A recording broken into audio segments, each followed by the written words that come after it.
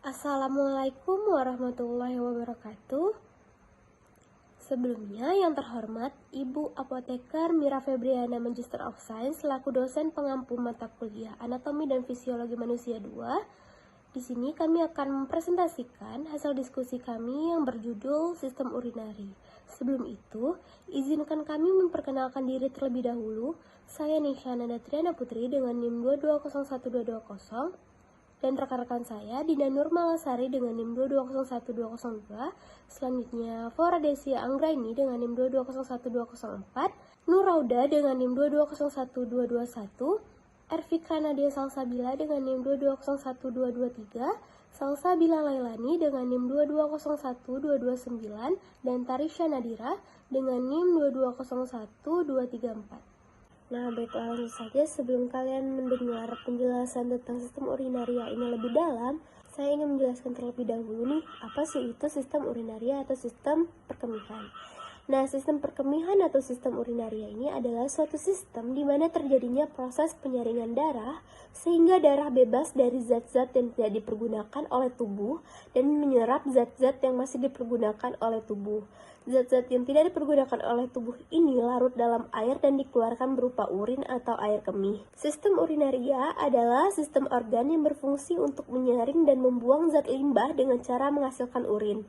Jika fungsi sistem ini terganggu, maka limbah dan racun bisa menumpuk di dalam tubuh dan menyebabkan berbagai gangguan kesehatan. Selanjutnya, sistem urinaria atau saluran kemih ini terdiri dari ginjal, kandung kemih, ureter, dan juga uretra atau saluran kencing.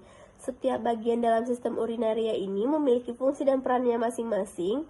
Melalui saluran kemih, urin yang membawa limbah dan racun akan dikeluarkan dari dalam tubuh.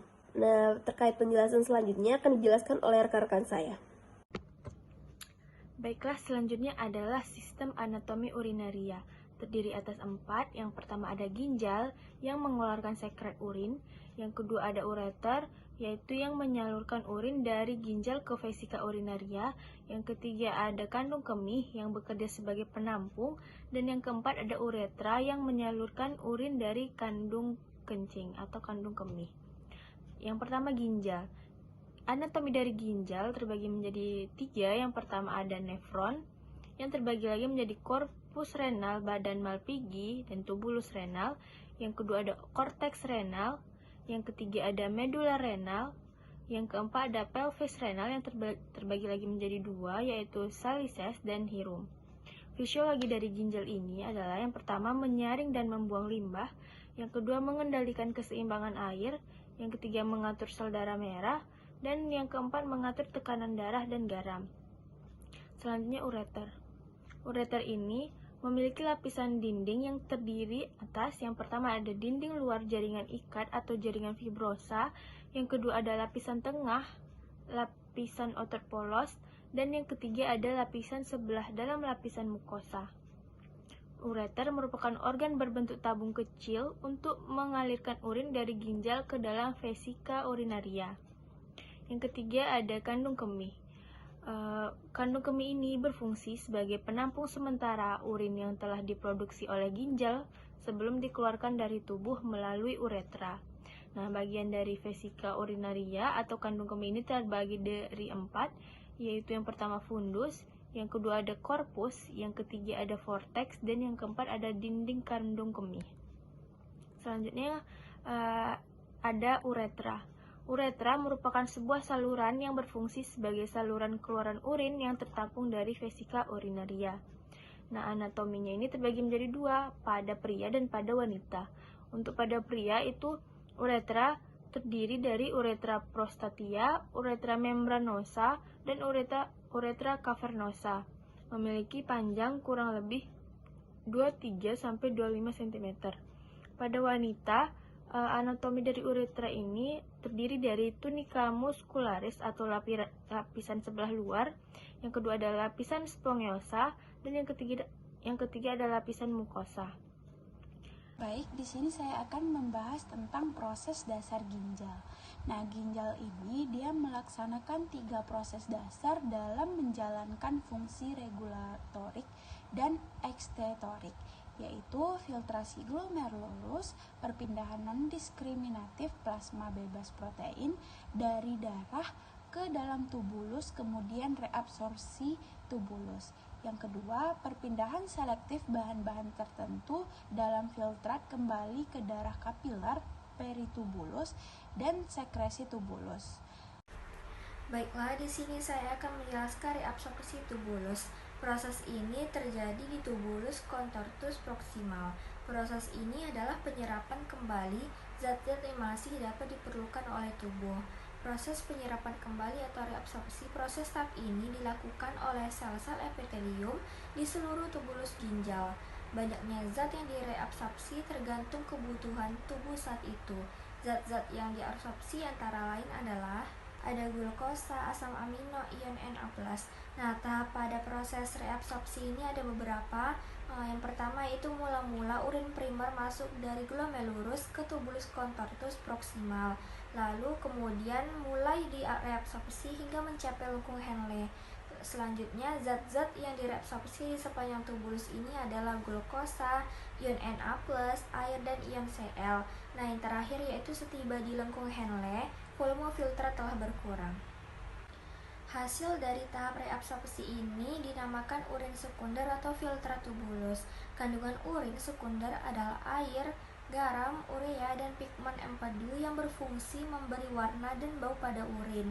Urin sekunder masuk ke dalam tubulus contortus distal dan terjadi lagi penyerapan zat-zat yang tidak digunakan dan kelebihan air diserap sehingga terbentuknya urin. Selanjutnya, saya akan menjelaskan sekresi urinari.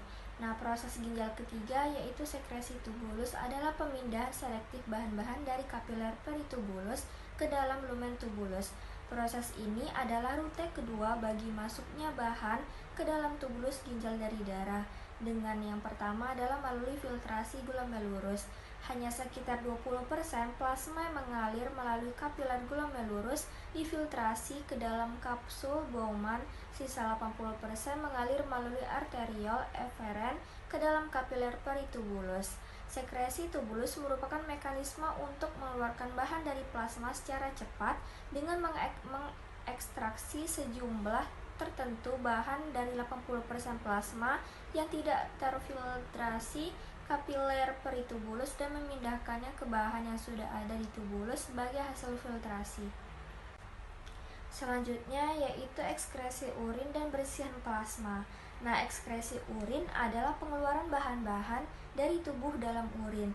Ini bukan merupakan proses terpisah, melainkan merupakan hasil dari 3 proses pertama di atas. Semua konstituen plasma yang terfiltrasi atau disekresikan tetapi tidak direabsorpsi akan tetap di tubulus dan mengalir ke pelvis ginjal untuk diekskresikan sebagai urin dan dikeluarkan dari tubuh.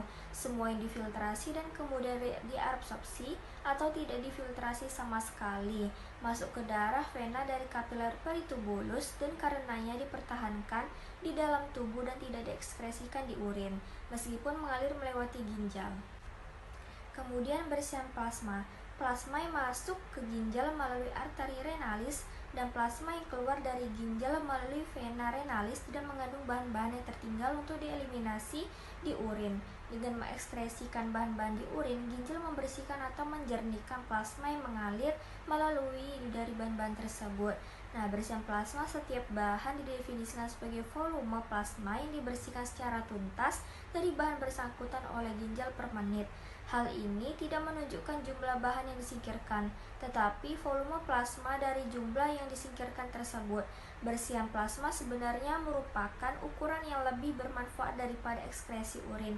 Ini adalah lebih penting untuk mengetahui apa efek ekskresi urin pada pengeluaran bahan dari cairan tubuh daripada mengetahui volume dan komposisi urin.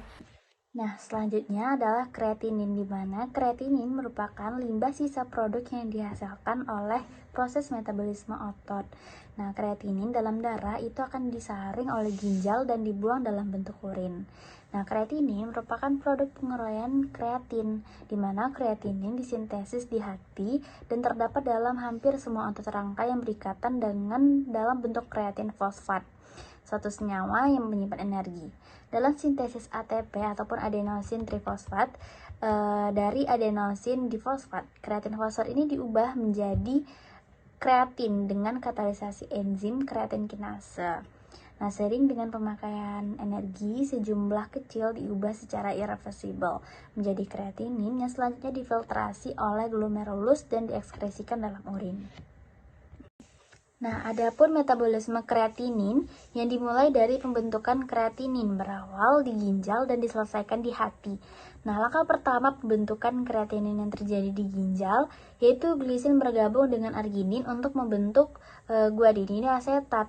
Dalam reaksi ini, gugus guanidium pada arginin dipindahkan ke glisin dan molekul arginin sisanya disebabkan ornitin guanidium asetat. Kemudian mengalami metilasi di hati oleh SEM atau S-adenosil metionin untuk membentuk kreatin. Nah, kemudian kreatin tersebut akan mengalir melalui darah menuju ke jaringan lain, terutama otot dan otak. Tempat zat ini bereaksi dengan adenosin trifosfat atau ATP untuk membentuk kreatin fosfat yang berenergi tinggi. Nah, reaksi ini yang dikatalisis oleh kreatin fosfatkinase itu bersifat reversibel. Dengan demikian, sel dapat menggunakan kreatin fosfat untuk membentuk kembali ATP. Nah, kreatin fosfat yang berfungsi sebagai simpanan fosfat berenergi tinggi ketika dalam jumlah kecil yang cepat itu menghasilkan ATP dari ADP atau adenosin difosfat. Nah, beberapa penting dalam otot yang berkontraksi. Kemudian senyawa ini juga membawa fosfat berenergi tinggi dari mitokondria, tempat pembentukan ATP, ke filamen miosin, tempat ATP digunakan untuk kontraksi otot. Baik, selanjutnya saya akan menjelaskan tentang eliminasi dan miksi. Eliminasi adalah proses pembuangan sisa metabolisme tubuh, baik berupa urin ataupun bowel atau feses. Miksi adalah proses pengosongan kantong kemih bila kantong kemih terisi. Sistem tubuh yang berperan dalam terjadinya proses eliminasi urin adalah ginjal, ureter, kantong kemih, dan juga uretra. Selanjutnya adalah tentang mekanisme eliminasi. Jadi mekanisme eliminasi terbagi menjadi 3 proses, yaitu proses filtrasi, reabsorpsi, dan juga sekresi. Pada proses filtrasi terjadi penyerapan darah. Yang tersaring itu adalah bagian cairan darah kecuali protein. Cairan yang tersaring ditampung dan disimpan oleh baumen yang terdiri dari glukosa, air, sodium, klorida, sulfat, bikarbonat, dan lain-lainnya. Selanjutnya diteruskan ke tubulus ginjal. Pada proses reabsorpsi, terjadi penyerapan kembali sebagian besar dari glukosa, sodium, klorida, fosfat, dan beberapa ion bikarbonat. Prosesnya terjadi secara pasif di tubulus proksimal, sedangkan pada tubulus distal terjadi kembali penyerapan sodium dan ion bikarbonat bila diperlukan oleh tubuh. Proses yang ketiga adalah proses sekresi, di mana sisa dari penyerapan kembali yang terjadi di tubulus distal akan dialirkan ke papila renalis dan selanjutnya diteruskan keluar. Ada beberapa faktor yang mempengaruhi eliminasi urin, seperti diet, stres yang berlebihan, gaya hidup, tingkat aktivitas, tingkat perkembangan, kondisi penyakit, dan lain-lainnya. Selanjutnya, proses miksi atau rangsangan berkemih. Distensi kantung kemih oleh air kemih akan merangsang stres reseptor yang terdapat pada dinding kantung kemih dengan jumlah lebih kurang 250 cc, sudah cukup untuk merangsang kita untuk berkemih atau proses miksi. Akibatnya akan terjadi refleks kontraksi dinding kantung kemih dan pada saat yang sama terjadi relaksasi sphincter internus dan diikuti oleh relaksasi sphincter externus dan akhirnya terjadi pengosongan kantung kemih. Rangsangan yang menyebabkan kontraksi kantung kemih dan relaksasi sphincter internus dihantarkan melalui serabut-serabut parasimpatis. Kontraksi sphincter externus secara voluntar bertujuan untuk mencegah atau menghentikan miksi. Kontrol voluntar ini hanya terdapat atau hanya terjadi bila saraf-saraf yang mengandung kantung kemih uretra, medula spinalis, dan otak masih utuh. Nah, jadi sistem perkemihan atau sistem urinaria ini adalah suatu sistem di mana terjadinya proses penyaringan darah sehingga darah bebas dari zat-zat yang tidak diperlukan oleh tubuh dan menyerap zat-zat yang masih diperlukan oleh tubuh. Zat-zat yang tidak dipergunakan oleh tubuh ini larut dalam air dan akan dikeluarkan berupa urin atau air kemih. Nah, gagal ginjal dapat didefinisikan sebagai sindrom klinis akibat kerusakan metabolik atau patologik pada ginjal yang ditandai dengan penurunan fungsi yang nyata dan cepat serta terjadinya azotermia. Nah, dari penjelasan kami ini diharapkan kita dapat menguasai tentang sistem urinaria yang membahas tentang berbagai masalah, khususnya tentang gagal ginjal kronik dan gagal ginjal akut. Kita harus mengetahui nih bagaimana cara manifestasi klinisnya dan juga cara penyembuhannya. Sekian presentasi dari kami, mohon maaf apabila ada kesalahan dan kekurangan. Kami pamit undur diri, wabillahi taufiq wal hidayah. Wassalamualaikum warahmatullahi wabarakatuh.